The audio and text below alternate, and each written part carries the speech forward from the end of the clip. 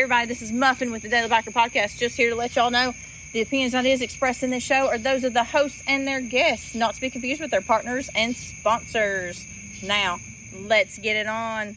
Hey guys, this is Sean from the Bikes and Beards YouTube channel, and you guys are listening to the Daily Biker Podcast. You're going to love it. But that was the same thing that Chelsea was talking about earlier. Just tell me to go on Amazon and buy one. What, a stand for that? Yeah. I was like, I don't have to go on Amazon. Best Buy and stuff has them too. So Best Buy and Target. Yeah, those are local. You don't get one. You get one like a real podcaster with the bendy arm, the swivel arm. Yes. With the bendy arm swivel. Yes, swivel arm. the swivel bendy arm. So, Hell yeah. I've already done one of these today.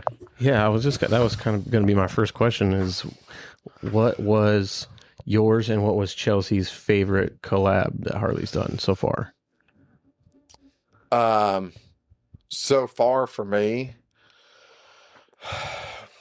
we didn't really get down that road, but I think it was more like what do we hope to see on our favorite stuff. But I really liked the Real Tree, and she kind of really liked the Real Tree and the Dickies stuff. So yeah, the Dickies one makes sense. I mean, Real Tree makes sense, but the Dickies one makes a little more sense to me. What was your... Now, the one I've been actually most excited about was the collab with PUBG. Oh, yeah. You showed me that. Oh, I did it last night. Did you? Yeah, hang on. Let's see here. That's a cell phone here somewhere. It's cool that they're getting into... I mean, where's my cell phone? They've done it for, I'm sure, a long time now, but digital content collabs obviously is a thing. I wished we would have got... I forget the name of that brand. It's like a semi-workout wear brand that they did a collab with. Her and Chelsea and Sierra both got some merch from them. But they did... Sports. Yeah. That's a picture I took of my TV last night. Dang, of me that's playing. sweet. Yeah. That's pretty slick. So, but, before I forget. Don't forget. Hey, everybody, welcome back to the Daily Biker Podcast. My name is Marcus, and I am your clueless leader. No Muffin, no Daniel. Daniel is off somewhere, and Muffin is out drinking beer with Daddy-O. But I do have our tech guru, not IT, our mechanic tech guru, and my, what did I reference it as at one time? For what? For my bike. I said you were the conservator. Yeah. Yeah, my motorcycle. Ryan. Hey, everybody. Hold for applause. You need to get a little sample I have pad. programs, and I have buttons I can program in here, and I want to program one for that.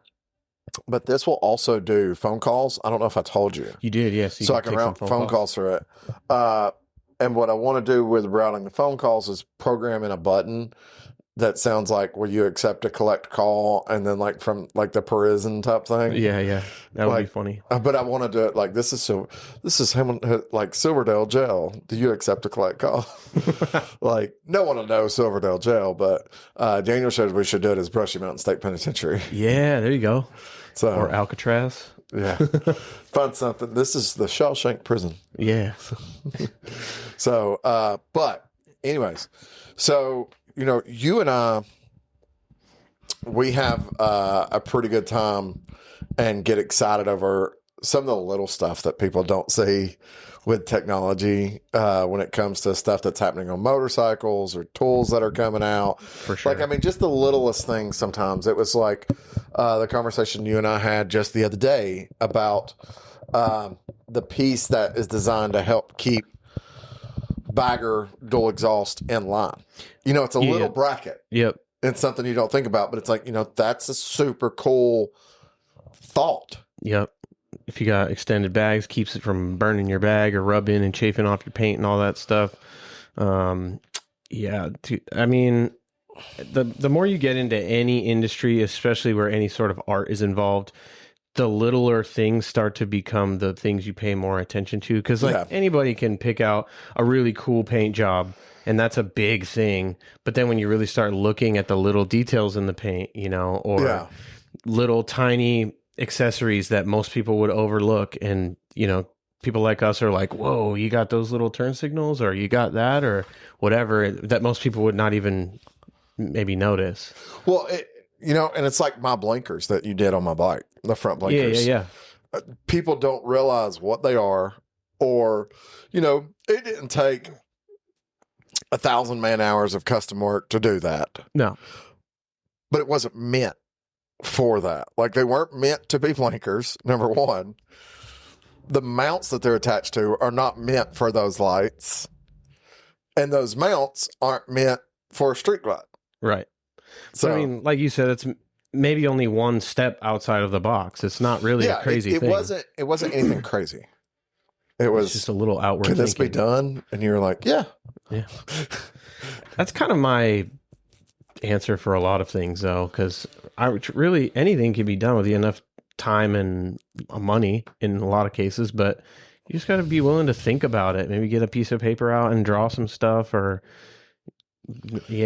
be prepared for it to not just bolt right up or plug right in. So I do meet customers all the time. They'll be like, man, I'd like to do this, but it can't be done. And I usually look at them and go, anything can be done. For sure.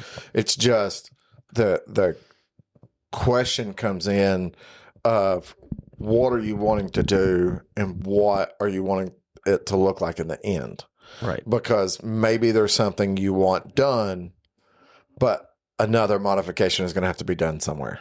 And that can sometimes turn into a spaghetti mess where you got to take the whole, back end of the bike off and change everything in order to get this wheel to work, or something, that seems simple ends up not being simple, whereas something like a light might seem complicated because it's electrical, and really it's just changing out the connector. Yeah. Well, I've seen this talking about like wheels. So people trying to do, they're not trying, they're doing, but full air ride tucking laying on trikes. Mm. And in theory, it's like, I'm just going to get this to tuck up into the fender better and all this other stuff. And they're still never going to lay. Like, there's a lot more modifications, because I've heard guys go, well, I can adjust the fender a little bit. But you got to start cutting body, cutting framework. It's just like doing it in a truck. Yeah. And it can be done. It's just, where is that finished product at? And I think that's one of the things that you and I both do is, before we start, one, we look at steps 2, 3, 4, 5, and 6 all the way up to the end and go, where does this end at? Right. So, and there's times where, I'll think of something and I'll go, oh man, that would be super trick. Hey, what would something like this take? It's not even that we have a customer wanting to do it, but then we look at it and we have the knowledge in case that question ever does come up, which was recently was the Fat Bob doing different wheels, whether it's Sportster wheels or Dyna wheels or Bagger wheels or whatever, on a new Fat Bob. Yep. Which I wish they would bring back. That's a cool bike. I still think if you got a Fat Bob and you want a different set of wheels, go out and find a set of either Bagger wheels or Sportster wheels. The Sportster wheel is going to be skinny. You're going to have a skinny rear. The Bagger wheels, but the Sportster wheels for the most part are like a direct fitment. Mm-hmm. The Bagger wheels take a little bit more, but you're not going to have to do any physical modifications of the bike. It's like spacers and stuff like that is the change up. My favorite wheel combo is, and this is like one of the rare times where I will ever recommend not matching your wheels, is the rear OE wheel and the front wheel off the FXDR, because they match very well. And the FXDR wheel is a little skinnier, but it still fits the Fat Bob style. Yeah. And it's just a simple 5-spoke wheel, and it looks way sporty. The only time I'm okay with mismatched wheels is the stilly rear. Yeah, with like a spoke front, like on a Sportster Custom or something like that. Or even if it was not or even a night spoke train. from, just flat steel wheel, and then whatever your front is. Yeah. Because it's not too obtruse. As long as they're the same color. Yeah, like that's one's important. not edge cut and one's chrome or black or vice versa. That is I think important. that is a major thing that people miss. And like, if you have like the Fat Boy rear wheel with the little dots all the way around it, and then you have some crazy tribal twisted front wheel, that's a little. Yeah, I think you can get away with the Fat Boy wheel with the dots if it was just a spoked front wheel. Yeah. Or a simple, like a 5-spoke or slotted 6 or something like that. Yeah, I agree with you on the solid rear wheel mix match. I wonder, which everybody's saying it's coming back, although the motor company hadn't really put out anything, but the Sports are coming back. I wonder if they're going to bring back 9-spoke. I don't know. If that's actual factual, that's pretty big news. My only thing with that is, as much as I love the Sportster, the OE, or the old, even the rubber mounts, I love the rigid mounts personally, but I think they are going to have to do some things, not just bring back like the 2022 Sportster and just keep it going again. Like, I think it needs a few little upgrades. Like, bare minimum, in my humble opinion, it needs a 6-speed. Needs a 6-speed. I think they could do something with displacement, because they're not talking about bringing back both the 883 and the 1200. Yeah. So I think maybe making it like even just whether it's a 900 or a 950 or something like that. Yep. But if they think that they're going to bring it, I'm going to be brutally honest. If they think they're going to bring it back and it's going to hurt or boost Nightster sales, I don't think Nightster sales are going to change any. I don't either, because I think it appeals to a different demographic. It does. I think, just to be quite honest, it appeals to the older generation. The older Sportster, you mean? Yeah, the old Sportster appeals to the old generation. Totally. Or even the younger guys that are really into, choppers or classic looking cars and bikes. Yeah. I feel like it appeals to them too. Probably because their dad had one or something. I am loving, because, it happened with the Dyna, and then it happened with the Sportster. Well, first it was the FXR, then the Dyna, then the Sportster. Everybody online, oh, you're getting rid of the best thing. Well, you didn't buy one when they were available. So now everybody that's online that's sitting there going, oh, they got rid of the best thing. It's coming back. You going to go buy one? Because if you're not, then you're not putting your money where your mouth is on that. What if, this is just way out of left field, what if they did a chassis reorganization and did like a mini Softail monoshock type of Sportster, but brought back the classic Sportster motor? I think they need to update that Sportster Evo engine. Yeah, totally. I just mean, what if they brought it back, quote unquote, but they changed the chassis to a monoshock style? Well, so here's the thing. And the reason I say that is because we both know spec stuff. You bring back the 2022 Sportster and someone goes, oh, this is better than a Nightster. You mean the Nightster that's lighter and faster, has like 30 more horsepower? Yeah.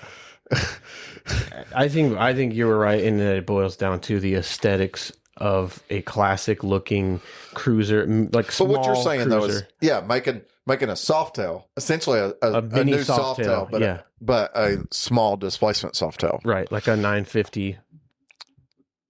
I think it would be cool. The question is, where would they put price point at? So that was going to be my question either way. Wasn't going to be 10, 11 grand for something like that. It wouldn't. Yeah, it wouldn't sell, because you have the Sprint coming out, which is supposed to hit the under $7,000 market, right? Whenever we see that, from what I'm hearing, that might be on the back burner right now. Because of the new Sportster. Interesting. That was my other thought too when I heard about the the old new Sportster coming back. Is why, I mean, that's another entry level bike. Are you gonna muddy the potential for the Sprint with that? Yeah. Well, the Nightster's not going anywhere. I know that. The 975. Correct. Yeah, 975 Nightster's not going anywhere. Yeah, I did know that. I think if you're going to come out with another Sportster, and if you're listening to this and you get so mad at me, I'm sorry. Get rid of the Sportster S. Yes, I agree. And essentially have a 1250 Nightster. That would be cool. Or give us the Bronx. Nightster, maybe you make it physically a little bit bigger and then put like that inverted front end and stuff on it, and have a 1250 Sportster S. Still call it Sportster S, but make it more of like a Nightster chassis. Because a Nightster, for the Sportster S guy, if you hadn't rode a Nightster, and even if you have, look, I've rode them all. You've rode them all. A Nightster is so much more comfortable of a ride than a Sportster S is. I agree. And there's a lot of style points on the Sportster S that I dig, but I'm also more a fan of the OG Sportster S, which would be like what you're describing, the Nightster with inverted forks and a little more power. Yeah. Maybe they come back out with a Sportster, but they only come out with like the XR 1200s. That could be cool. What if they did, instead of a Bronx, they did essentially a Nightster 1250, but it was a XR 1250. That would be really cool. No Nightster. I see the thing with that. That was one of those, another one of those bikes like you mentioned earlier, where everybody was like, "We want that," and then it came out and it didn't sell well. Yeah. I wonder if it would be like that, because I mean, we would think that was great, but with the average Harley customer, well, if they came back out with the XR 1200, essentially, if it didn't have the RevMax motor in it, I think it was a waste of time and energy. Yeah, totally. Because you're trying to make a race bike, you literally have an engine that easily produces 100 plus horsepower. Mm-hmm. And you're not going to put it in this racy style motorcycle? Yeah, like flat tracker inspired hooligan style type of bike, which... And what if they did that? What if the Sportster comes back out as a 750? That would be cool. Because they do have, like, flat track stuff does have limitation stuff. Or maybe they make a Sprint 750 for that market, and they give us... What if they didn't call it the XR? What if they called it, like, the Sportster Hooligan? And it had more of that, like that bike outside. That would be cool, but you've worked for the motor company for a while. Do you think they would embrace the terminology hooligan? Actually, I almost think they would, because Harley's archetype is the outlaw archetype. And that definitely taps into that. Maybe now. If you would have asked me that 5 years ago, I would have said, ain't no way. But they are kind of... They're dipping their toes back into that bad boy aesthetic. They pushed a little too far white collar. For sure. But that's also been a major complaint of, the blue collar average guys like us. Like, dude, what happened to the outlaw archetype that you guys used to be all about? What happened to the affordable market that you guys used to kind of be a part of? And I think that had a lot to do with way upper management in Harley, but we've been seeing some changes that are positive for us. I think it's definitely in the realm of possibilities. And I want to point out, when he says affordable, when Ryan and I were high school age, you couldn't open up a motorcycle magazine without seeing a Sportster ad where they were advertising Sportsters for like $79 a month or $99 a month or whatever it was. So that was the thing, and they were affordable. And at that same time period, me and Keith talked about it once before. I remember when I was at Mountain Creek, a Dyna Super Glide was literally like $500 more than a 1200 custom.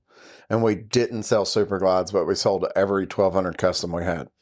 Yeah, it appeals to the everyman, it's like you can do anything with them. It's a blank canvas to any type of aesthetic that you want, any kind of rider. You could put tour pack and all this crazy stuff on it if you really want to, like Dave has on his bike. You could strip it down and make a race bike out of it. I mean, like you were saying, in the magazines, everybody had one. Everybody cool back in the day had a Sportster. You didn't typically see like Sylvester Stallone chilling in a magazine on a bagger. You saw him on a Sportster that was kind of chromed out and stuff. You flip through the horse, and if it wasn't like a shovelhead chopper, it was a Sportster chopper. Yeah. Or maybe an Evo here and there, but it was a very stripped down version that you could easily do a Sportster version of. Yeah. It would inspire that, that person. Well, and that time period too, Redneck Engineering started becoming huge because they were doing the Buell straight. Well, you could do Sportsters too, though. Yeah. So, and that was the thing. You could, if you had a Buell or a Sportster, you could buy their bike, and it came with like their gas tank and fender and seat and stuff on it. And then you take everything from your bike and put it on it and just go. Mm-hmm. You didn't have to add a bunch of stuff to it or find a bunch of custom stuff, because it was designed to fit around that, because they knew when that generation was out, there was a bunch of Sportsters out on the market where somebody had gotten their dad's Sportster or something of that nature. So, or they were a dime a dozen. I mean, Yeah. And you could pick up, I remember the day when you could pick up a Sportster on Craigslist for $400-500, yeah, clean the carburetor, and it would fire right up. It might have needed tires and all these other things, but you didn't care about that because you were going to buy a weld-on hardtail and go crazy with that. So now that's kind of few and far between, but they're still out there. To all of you would-be Sportster owners, keep your eyes out. yeah. And there's even more so now, probably accessibility to those kinds of, full frames, weld-on hardtails, chopper parts galore. I mean, if we sit here and went through the companies that make weld-on hardtails, we'd be here for a little bit. Yeah. So, like, that's the thing about it. There's so much that the sky's the limit, and I think the motor company needs to kind of get behind that a little bit. But for me right now, even with a brand new Sportster, if I'm going out and buying a motorcycle, like I want to go out and buy a little bike, I'm buying the Nightster. Yeah, for sure. Because I want that power, and especially knowing that with a slip-on exhaust and a new intake, I can be running 120 horse out of that little bike. Yeah, you're blowing the wheels off of any Dyna, FXR, or whatever, cruising around. It's got 3 times the amount invested. Yeah. Now, I think for our Southwestern listeners, they're starting to understand that. They're buying a lot of Nightsters out that way because they've seen what people like Cruisy have done with the Nightster. Mm-hmm. Well, and they're starting to become a market for aftermarket stuff, too, which is a huge part of that unfortunately takes too long, in my opinion, and I don't necessarily know the undertaking that it requires to, start developing parts like that. But, like the Nightster came out, and then we're how many years now since that's come out? We're just barely have, a few dozen really cool aftermarket parts that you could go, oh yeah, put this pipe, put this air cleaner. And even then, some of the custom stuff, that's been done, like changing out to a standard top riser and everything.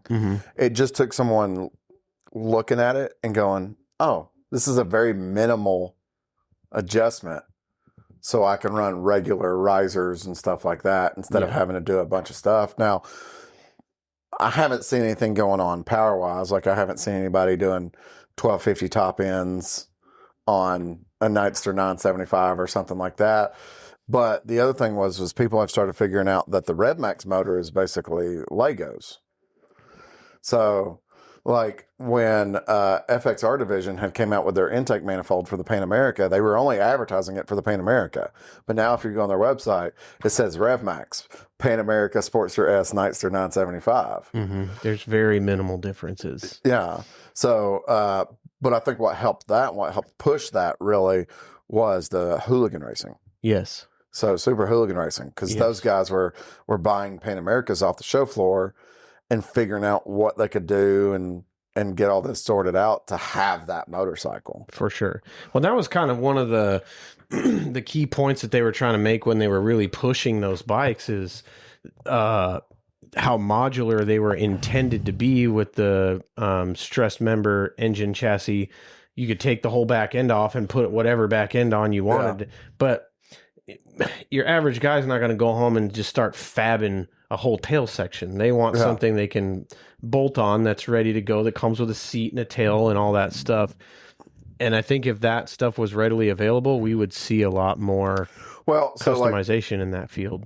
So SMCO has a bolt-on Pan America rear tail section. I love their stuff. But realistically, I think what would sell better than that tail section is if Saddleman, the tail section that they put on their race bikes. Like the old school flat tracker looking one? No, so they have a custom tail section for Pan America. Oh, yeah. Kind of looks like a sport bike tail section. If they would just sell that tail section, people would buy it. For sure. But there are people, I came across a Pan America that, and the problem was some of the stuff that these people have done, they're not telling you what they've done. Yeah. So, but I did come across one where someone had found I don't want to say it was universal, but it was the rear plastics of a sport bike, and they fit it to it. What did that take? Like, I think that's the thing. If they had put out there what it was off of, what did it actually take to do that stuff, that would make the difference. Totally. In what people are doing. totally. And there's probably some, Facebook forums and other things like that. I haven't been on there in years now, but I'm sure there's probably a thread on Chop Cult even that has to do with RevMax, and that's where people share information like that. In the underground world. So it's not too much gatekeeping, but it's definitely not like you don't just Google search it and it comes up with 12 options of custom tail sections that will fit on your Pan America. Yeah, well, like I think what some of these guys need to do is start a YouTube channel and show what they're doing to their Pan America.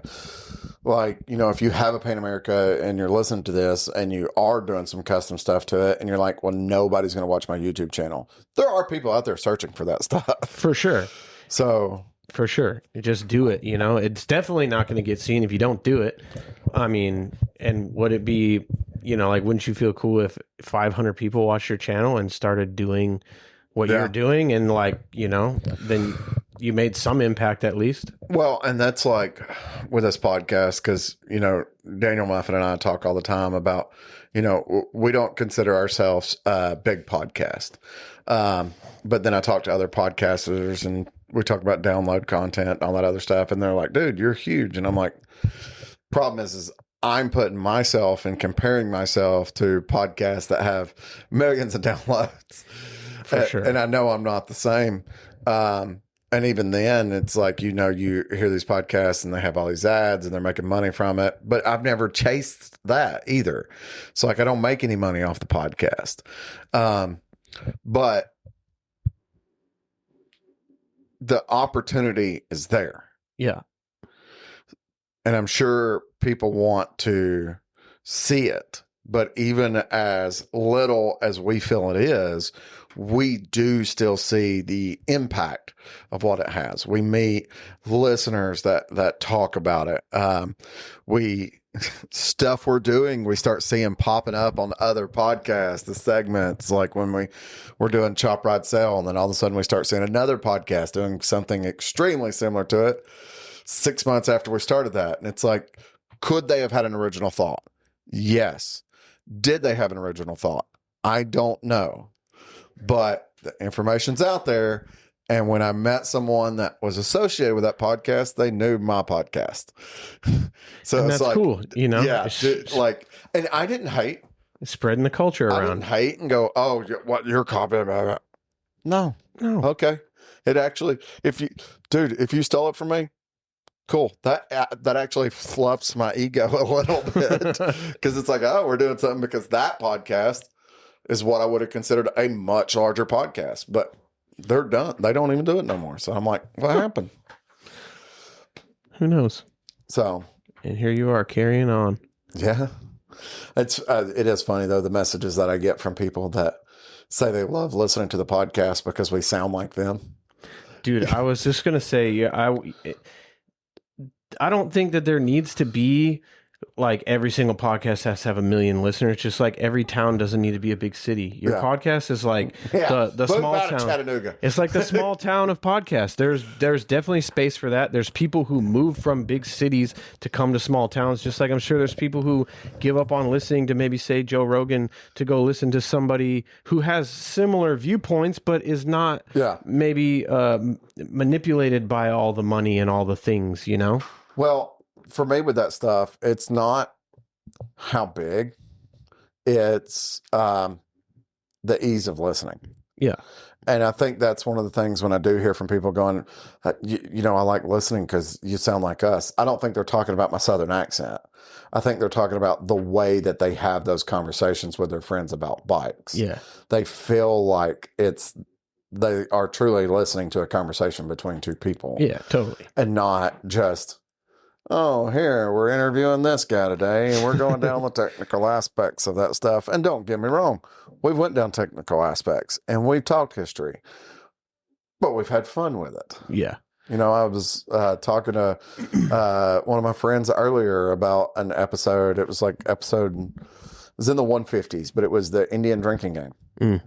And he used to own an Indian, and he's not anti-Indian, but he does currently have a Harley. And he was like, well, they've only sold 4 times. And I was like, no, bro, I was like, when you get into the 60s and 70s, it was like a new owner, like every 3-4 months was buying the brand. They might not have done anything with it, but they were still buying the brand. So it had another new owner that owned the brand because these guys bought it and then went bankrupt and stuff like that. So it's just that conversation. But that's the things you talk about. Yeah, for sure. You know, what you want to do with a motorcycle, where you want to ride to this weekend, you know, where you want to go eat for dinner. Those are the conversations that happen daily. And I think that's the stuff that we try and do on here. But that's the same stuff that we try and do when we have those conversations with customers. For sure. Hey, I want to do this. Okay. What do you want it to look like? Yeah. Where are you trying to ride this bike to? What is your end game? The end goal? Yeah, for sure. The end game, I think, is the thing that most people miss. But I do hear you have those conversations with customers a lot when they're talking about having a problem and wanting to get it fixed. You really just have to know the questions to ask people sometimes, because it's easy to get flustered when your bike's acting up and you just want to like word vomit a bunch of information, or maybe you don't have enough information because you're just like, I don't know, it's just making a crazy noise. And you got to start like, okay, well, when did the noise start? Or how are you twisting the throttle? Does it happen when you're braking only? Does it happen with the clutch pulled in, et cetera, et cetera?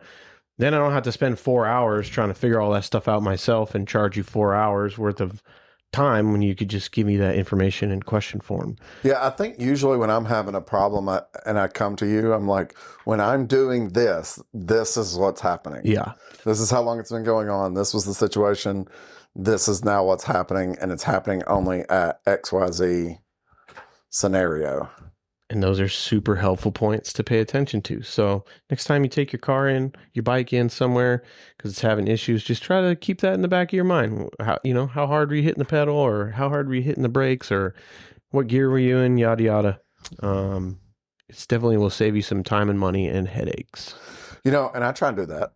And we do have some customers that do that. Yeah, totally. A bit of minor self-diagnosis. It's like, the engine's rattling, but it's not doing it when I'm in neutral. Okay, cool. We have some information to go off of then. Yep. Something that simple, people might not think, but something that simple, it's like, okay, now we have some information. So we have to have it under load to get it to do this. Yeah. Because otherwise you could be back there with the bike running sitting for 30 in neutral, minutes. Going, I don't hear anything. Can't get it figured out. Yeah. When the whole time it would have taken you 30 seconds to throw a scissor jack underneath it, lift up that rear tire and pop it in gear and go, there's that noise. Yeah, for sure. For sure. Definitely leads you to other components, what's moving when the sound is happening and so on. Also, real quick, shouts out to Indian. They've been smashing us in the bagger racing, which you might think is crazy of me to say, but that's just opportunity for us to get better. It is. And I'm waiting for the revenge of just taking them down, because we are getting obliterated right now. I think we need like 150s. I think we need to go back to the old swing arm. Bruce and I joke about that. I don't know if you've noticed. The old swing arm is they changed the swing arm, and we were like, wait, where's the cool swing arm? Bring it back. That's why we're losing. It's probably not. But what's the new swing arm look like? It's just more boxy and blocky. It doesn't have the cutouts like the CVO RR has. Yeah. But I'm sure it maybe is better for some... I don't know. I'm not an engineer. Looking at it, it looks more structurally rigid. Maybe that's what they needed. I don't know. It's just not as sightly as the other one, aesthetically, in my opinion, and in Bruce's opinion. So that's our running joke, is they need to put the old swing arm back on it. We're losing because of swing arms. Yeah, that's obviously not the case, but it's a funny joke. But yeah, they have been crushing us, and I'm not happy about it, but I am also happy about it because those kinds of things promote opportunity. Maybe it's God's plan because this is their last season. Ooh. Hey everybody, this is Sean at White Lightning Harley Davidson. I want to thank you for listening to the Daily Biker Podcast. You can reach the podcast on Facebook or Instagram at The Daily Biker, or you can email the podcast at thedailybiker@gmail.com. Be sure to keep an eye on White Lightning Harley Davidson's social media pages for the most up-to-date information on all our events and where you can find the boys.